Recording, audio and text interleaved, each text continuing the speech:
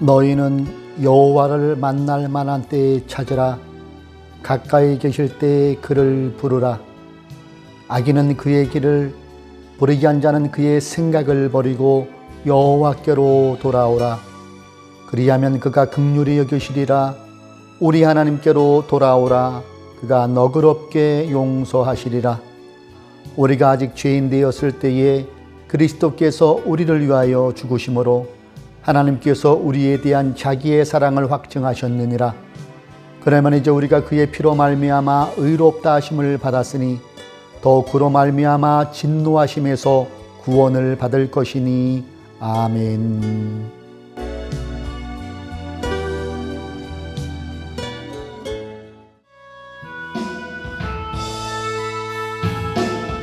고개 들어 주를 맞이해 엎드리어 경배하며 찬양. 왕의 위엄을 신령과 진정한 찬양으로 영광 돌려 만왕의 왕께 입을 모아 주를 찬미해 새 노래로 감사하며 찬양. 주의 사랑과 구원의 은혜를 감사함과 기쁨으로 영광 돌리세.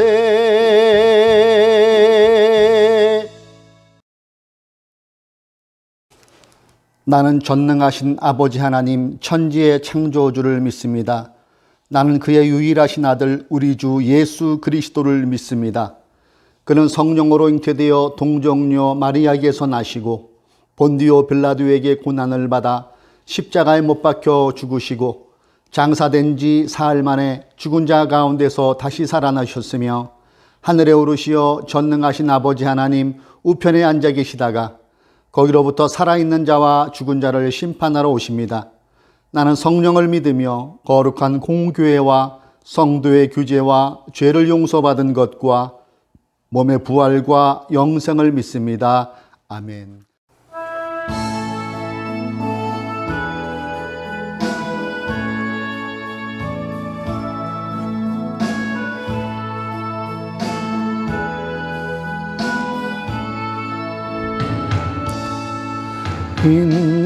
빛나고 높은 모자와 그 위에 앉으신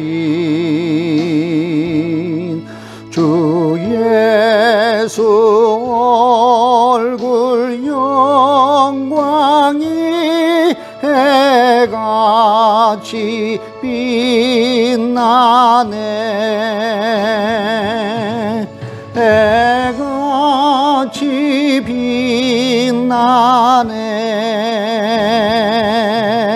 지극히 높은 위엄 섬과 한없는 자비를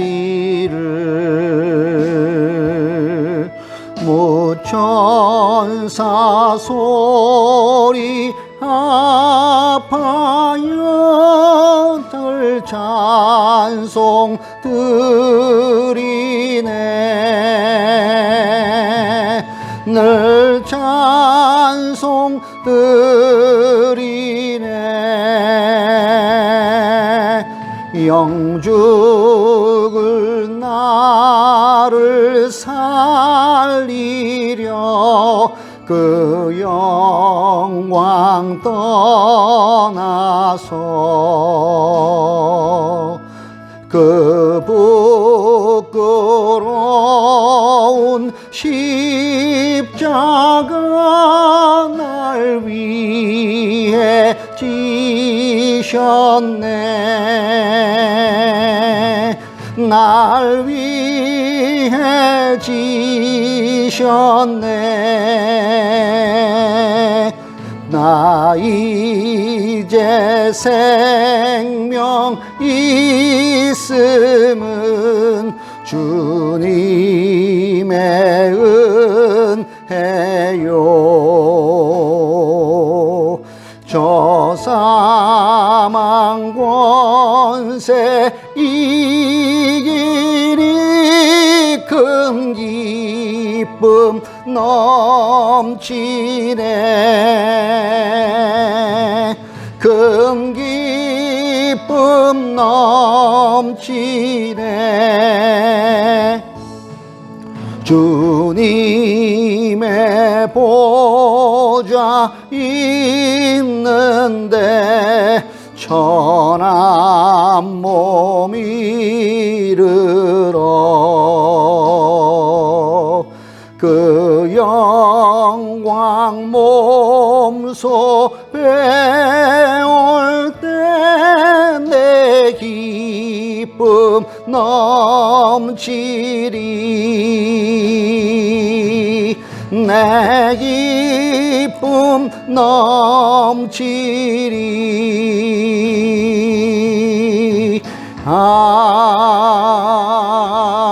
아멘. 할렐루야. 하나님을 찬양하고 찬양합니다.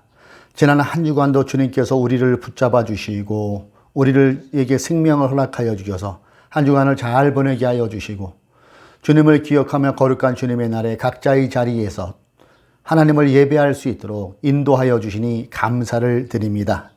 이 시간 예수 그리스도의 보혈이 우리의 심령 가운데 흘러넘치게 하시고 정결케 하여 주셔서 우리 모든 죄악에 깨끗이 씻김 받고 하나님께 온전히 예배하는 이 시간 되게 하여 주옵소서. 나라와 민족 가운데 늘 함께하여 주시니 감사합니다. 앞으로도 우리 조국 대한민국을 주님께서 불꽃 같은 눈동자로 지켜주시기를 기도합니다. 이념의 대립보다는 서로 상생하며 서로 존중하는 그런 나라 되게 하여 주시고 더불어 함께 잘 사는 복지국가 되게 하여 주옵소서. 교회가 교회로 저희 사명을 온전히 감당하게 하여 주시고 대통령 및 모든 위정자들에게도 주님께서 부어주시는 지혜와 분별과 리더십으로 국민들을 잘 섬길 수 있도록 주여 인도하여 주옵소서. 코로나19 백신 접종이 이제 1차 접종을 마치면서 2차로 들어갈 예정입니다. 잘 진행되게 하여 주시니 감사합니다.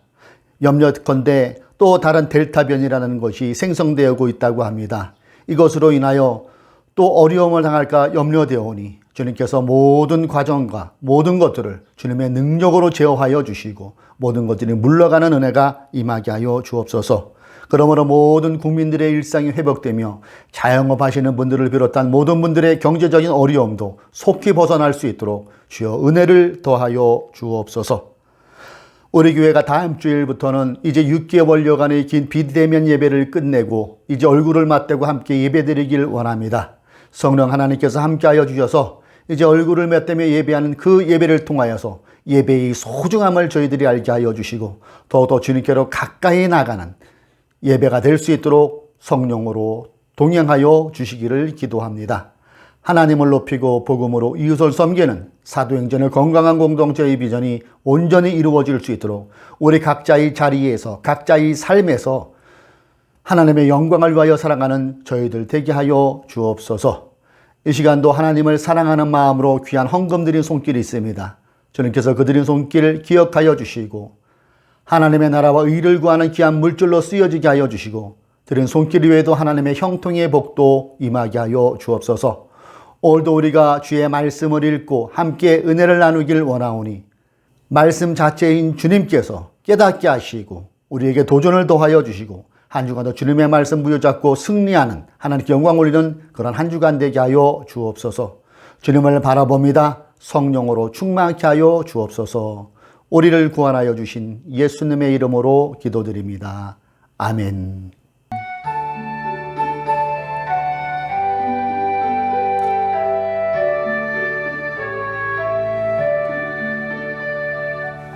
할렐루야.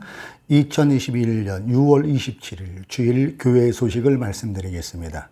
코로나19 백신 접종이 현재 진행 중에 있습니다. 원활한 접종과 부작용 발생 없이 백신 접종이 잘 진행되어져서 집단 면역이 생겨나므로 온 국민의 일상이 회복되기를 우리 함께 기도합시다.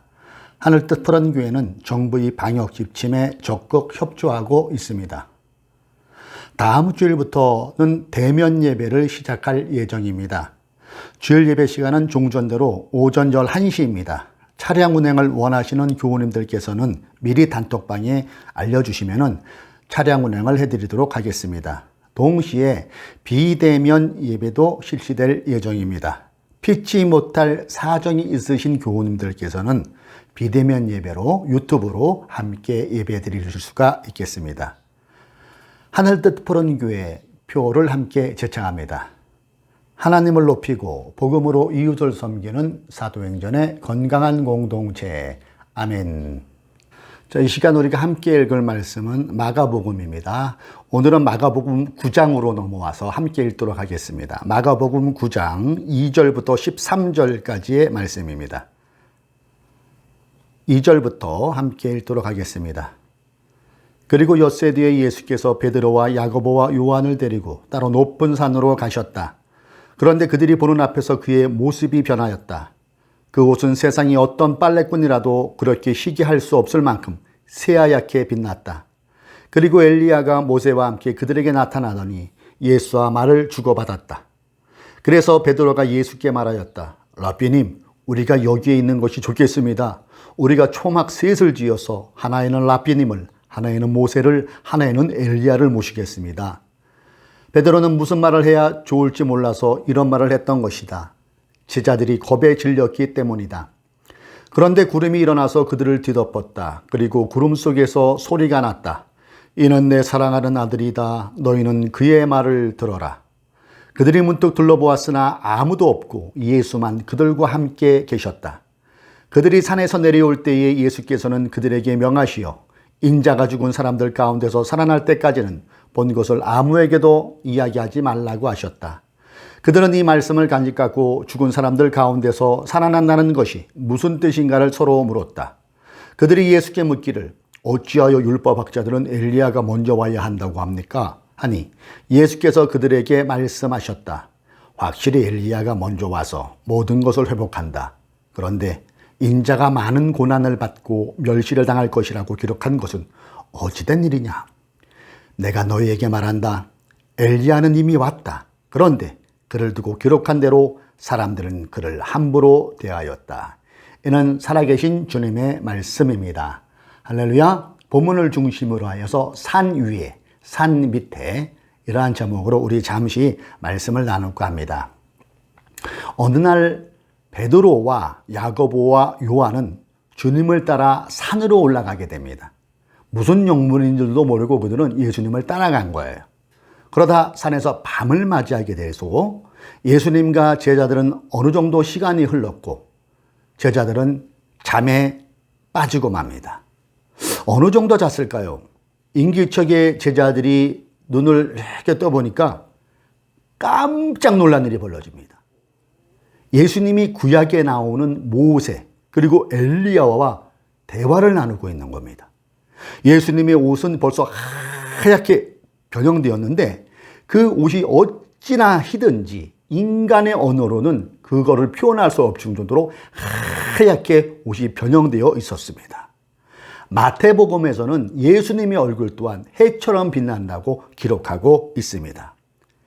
예수님의 해같이 빛난 얼굴, 거기에 새하얀 옷의 변형에다 양옆에 모세와 엘리야까지, 요즘 말로 대박입니다. 대박. 베드로, 요한, 야고보는 눈앞에 펼쳐지고 있는 이 상황이 너무나 놀랍기도 하고 무섭기도 하고 당황하기도 하여서 어쩔 줄을 몰라 합니다. 마태복음의 기록에 따르면 이때 제자들은 공포에 휩싸여서 이렇게 엎드려 있었는데 주님께서 손을 대시어 그들을 일으키셨다고 기록하고 있지요. 그 순간 제자들이 고개를 들고 주변을 이렇게 둘러보는데 또 깜짝 놀란 일이 벌어집니다. 구름이 제자들을 확 감싸더니 하늘에서 소리가 들려오는 거예요. 이는 내 사랑하는 아들이다. 너희는 그의 말을 들어라. 세 명의 제자들은 다시 그 자리에 털썩 주저앉습니다. 무섭기도 하고 놀랍기도 하고 신비하기도 하면서 영광스러운 모습으로 서 계신 주님을 바라봅니다. 그리고 베드로가 덜덜덜 떨면서 이렇게 한마디 하죠. 라비님, 우리가 여기에 있는 것이 좋습니다. 우리가 초막 셋을 지어서 하나는 라비님을, 하나는 모세를 위해, 하나는 엘리야를 모시겠습니다. 여기서 라비는 스승님, 선생님 이러한 뜻이기도 하지요. 베드로가 얼마나 두렵고 떨리고 영광스러웠으면 자신과 자신들의 동료를 위한 초막은 생각지도 못한 겁니다. 그만큼 두렵고 떨리는 상황이었다는 것이겠지요. 그 후로부터 이 산을 일컬어 예수님이 변화된 산이라 해서 변화산이라고 하는데요. 학자들은 그 당시 지형적인 것을 참조해 보면 지금은 이 변화산은 백두산 높이 정도, 약 2,800m 전후 높이 정도의 헬몬산이라고 추정하고 있습니다. 이렇게 헬몬산 능선을 타고 예수님과 제자들은 내려가고 있지만 제자들의 마음은 황홀했던, 영광스럽던 산 위에 여전히 머물러 있습니다. 몸만 산 밑으로 내려갈 뿐이지 그들의 마음은 여전히 영광스럽던 그 산 위에 머물러 있었다는 것이지요. 산길을 내려오시면서 주님은 세 명의 제자들에게 이렇게 말씀하십니다. 9절을 우리 함께 볼까요? 그들이 산에서 내려올 때 예수께서는 그들에게 명하시어 인자가 죽은 사람들 가운데서 살아날 때까지는 본 것을 아무에게도 이야기하지 말라고 하셨다. 어떻게 된 게 주님은 산 위에서 벌어졌던 영광에 대해서는 한 말씀도 안 하세요. 그 한 말씀도 안 하시면서 자신의 죽음에 대하여, 부활에 대하여만 지금 말씀하고 계신다는 거예요.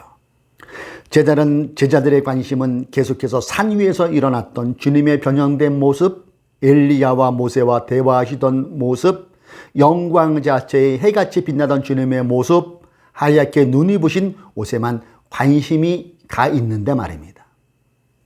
우리는 이 부분에서 제자들의 관심사와 주님의 관심사가 확연히 다르고 있음을 보게 됩니다. 제자들의 관심은 산 위에 있었어요. 그러나 주님의 관심은 산 밑에 있었다는 것입니다. 사복음서를 보면 주님께서 기적 사건을 벌이신 이후에는 언제나 그러하듯 주님은 이번에도 제자들에게 산 위에서 보았던 영광적 체험에 대해 입을 다물으라고 당부를 하십니다. 그렇지만 제자들은 산에서 변화된 주님의 모습이 내리에 꽂혀서 주님의 이러한 당부가 이렇게 익숙하게 들리지 않고 건성으로 듣습니다. 제자들은 부활을 알지도 못했고 경험하지도 못했고 그 말이 무슨 뜻인지도 지금 모릅니다. 그러면서 제자들은 지금 그것보다도 산 위의 일들이 더 중요하게 느껴지는 거예요. 주님께 이런 질문을 하죠. 11절부터 읽습니다. 그들이 예수께 묻기를 어찌하여 율법학자들은 엘리야가 먼저 와야 한다고 합니까? 하니 예수께서 그들에게 말씀하셨다. 확실히 엘리야가 먼저 와서 모든 것을 회복한다. 그런데 인자가 많은 고난을 받고 멸시를 당할 것이라고 기록한 것은 어찌된 일이냐? 내가 너희에게 말한다. 엘리야는 이미 왔다. 그런데 그를 두고 기록한 대로 사람들은 그를 함부로 대하였다.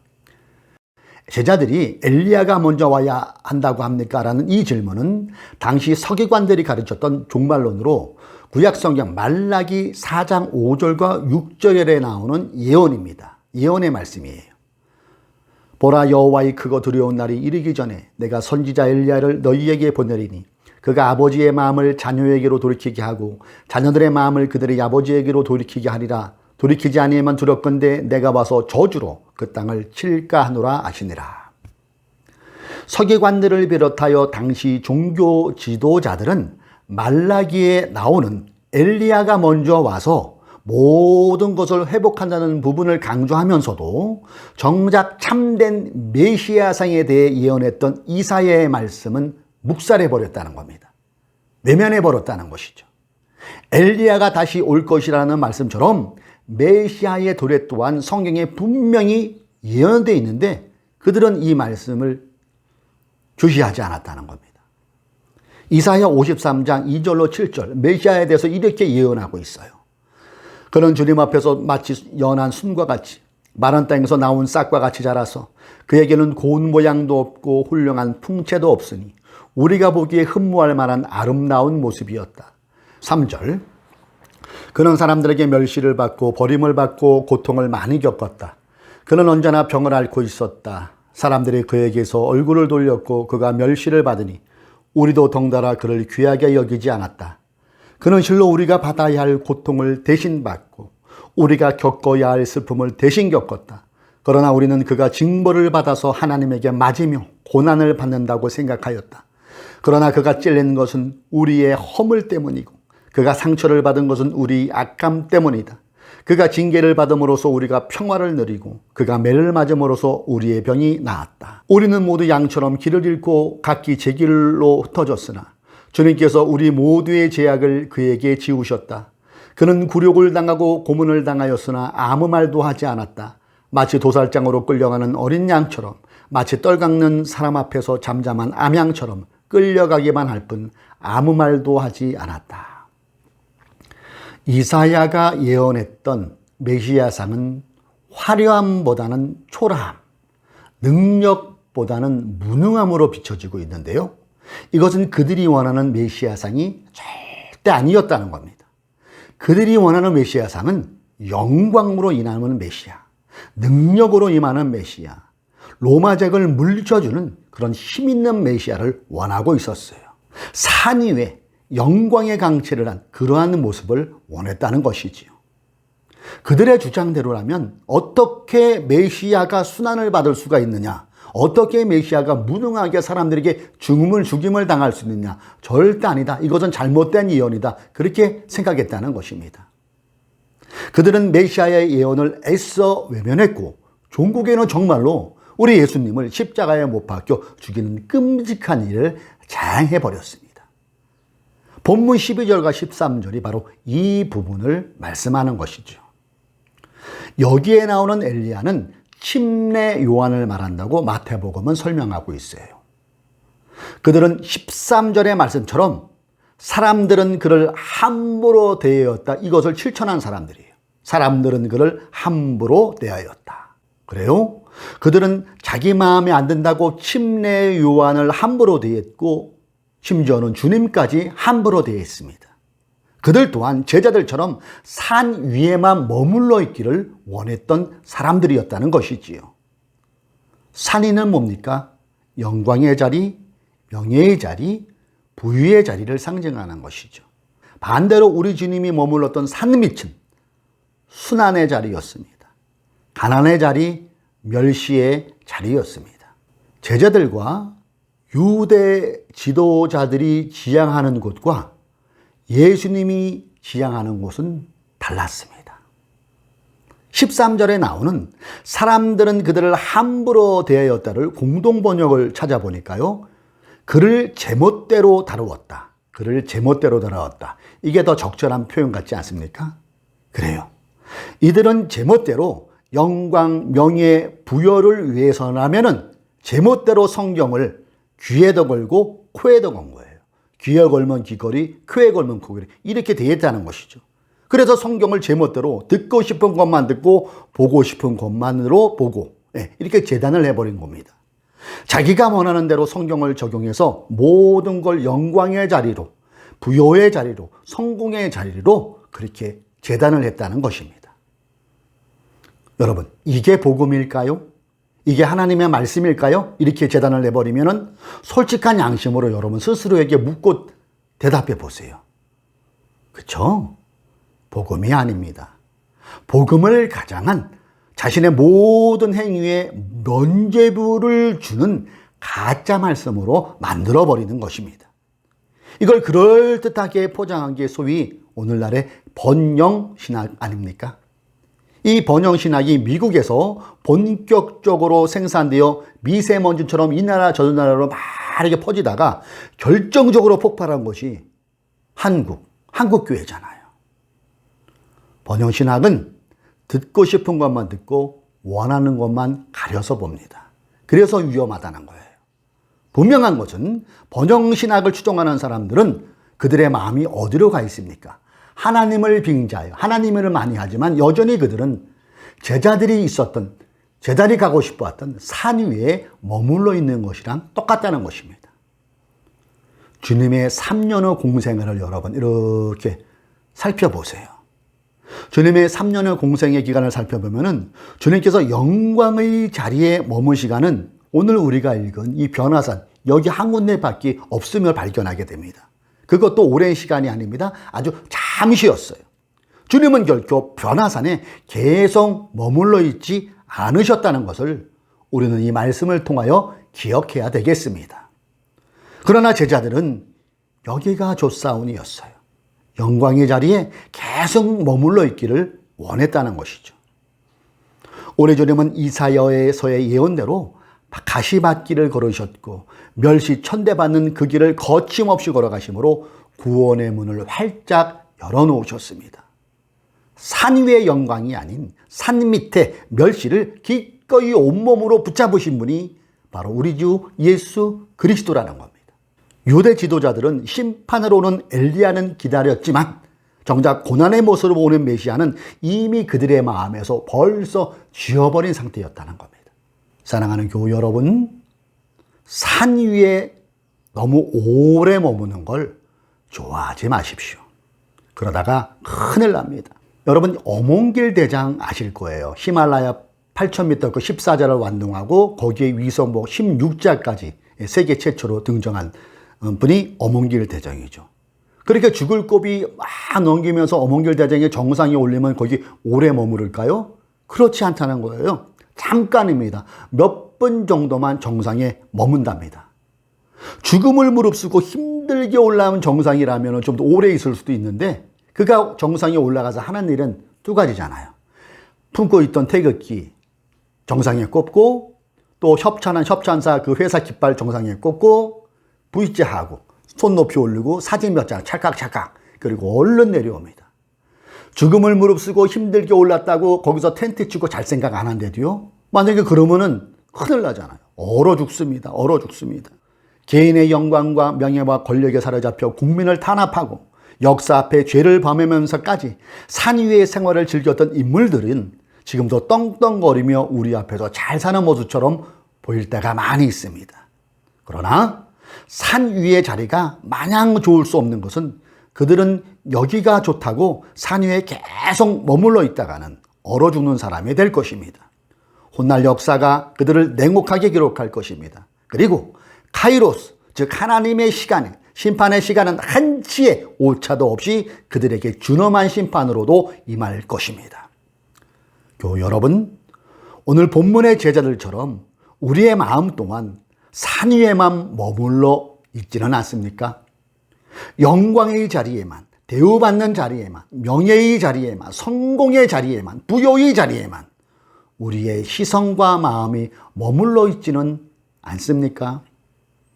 그런데 우리가 주로 고백하는 예수 그리스도는 산 위에 계시지 않습니다. 이미 2000년 전에 벌써 산 밑으로 내려가셨습니다.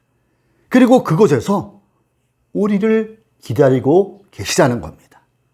아직도 여전히 우리의 마음과 시선이 산 위에 머물러 있다면 오늘 말씀을 기점으로, 본문의 말씀을 기점으로 하여서 후를 털어버리고 주님이 계시는 산 밑으로 내려가 봅시다. 거기에 우리가 사랑하는 우리의 구세주 예수 그리스도께서 저와 여러분을 기다리고 계십니다. 그리고 7절 말씀을 통하여 하나님은 우리에게 이렇게 말씀하세요. 이는 내 사랑하는 아들이다. 너희는 그의 말을 들어라. 그래요? 하나님의 말씀을 들읍시다. 주님의 말씀에 순종합시다. 산 밑에는 주님의 시선이 머물렀던 우리의 이웃들이 있어요. 우리가 돌봐주고 나누어야 할 사람들이 산 밑에 있습니다. 함께 얽히고 설켜면서 살아가야 할 동료들이 산 위가 아니라 산 밑에 있대도요. 이제 우리는 그들과의 일상에서 복음을 풀어내며 그들과 그냥 살아가면 되는 겁니다. 이것이 참된 영광으로 가는 길이고 이것이 하나님을 기쁘게 하는 길이며 참된 신앙인의 삶일 것입니다. 우리는 잠시 후에 찬송가 442장의 결단의 찬양을 부를 겁니다. 여러분 그 가사가 어떻게 시작됩니까? 3절은 밤 깊도록 동산 안에 주와 함께 있으려 하나 괴로운 세상에 할 일 많아서 달가라 명하신다. 그렇지요? 그분이 우리의 친구가 되어 주신대요. 우리와 동행하여 주신대요. 그런데 주님께서 나와 동행하시는 곳, 나와 친구가 되어 주는 공간은 산 위가 아니라는 거예요.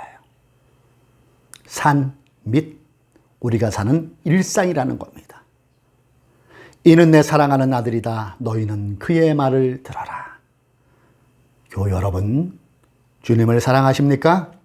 그렇다면 우리의 시선, 우리의 마음이 산 위에 머물러서는 안 되겠습니다. 주님이 계시는 산 밑으로 우리가 더 내려갑시다. 그리고 주님의 마음을 품고 그들과 함께 복음을 살아냅시다. 여러분의 마음은 지금 산 위에 있습니까? 산 밑에 있습니까? 기도하시겠습니다. 하나님, 오늘은 또 마가복음 9장으로 넘어와서 우리의 마음이 제자들처럼 산 위에 있는 건 아닌지를 돌이켜보았습니다. 언제나 우리 주님은 영광을 멀리하시고 남들이 가기 싫어하는 그 멸시받는 곳, 천대받는 곳에 계셨고 그들과 함께 살아가셨음을 우리는 이 복음서를 통하여 똑똑히 보게 됩니다. 우리는 연약한 인간이고 또 유혹에 넘어지는 인간이라 늘 우리의 마음과 생각과 소망이 산 위에 있음을 보게 됩니다. 주여 회개하오니 용서하여 주시고 주님이 산 위에서 산 밑으로 내려간 것처럼 우리의 일상의 산 밑으로 내려가기를 원합니다. 그곳에서 주님이 사랑하셨던 그 이웃들과 우리 주변 사람들과 동료들과 함께 얽히고 설키며 살아가게 하여 주시고 그곳에서 복음을 살아낼 수 있는 우리를 되게 하여 주옵소서. 이 길이 진정 영광된 길이요, 이 길이 진정 잘 사는 길이요, 이 길이 진정 주님이 기뻐하시는 길임을 또한 믿고 감사를 드립니다. 그렇게 살아갈 수 있도록 성령님 우리와 동행하여 주옵소서. 예수님의 이름으로 기도드립니다. 아멘.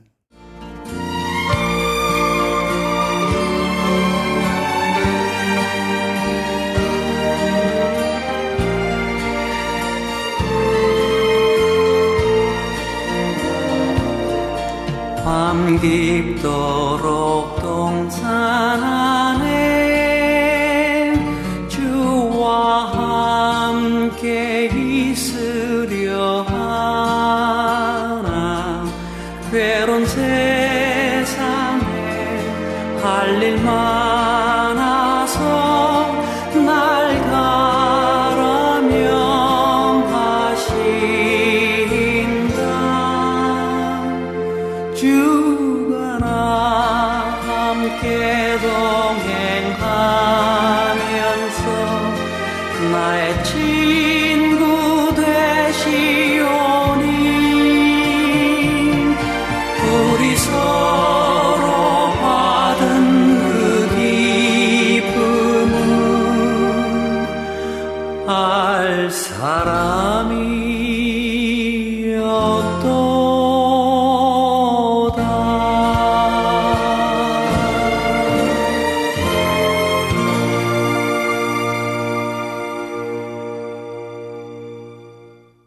할렐루야. 한 주간 더 주 안에서 승리하시고요. 오늘 말씀처럼 우리의 마음이 산 위가 아닌 주님이 계시던 산 밑에 우리의 마음 또한 있어지므로 주님과 동행하면서 이웃들과 함께 일상을 복음으로 살아가는 그런 한 주가 되기를 소망합니다. 다음 주에는 우리 예배당에서 함께 예배드리기를 소망합니다. 할렐루야.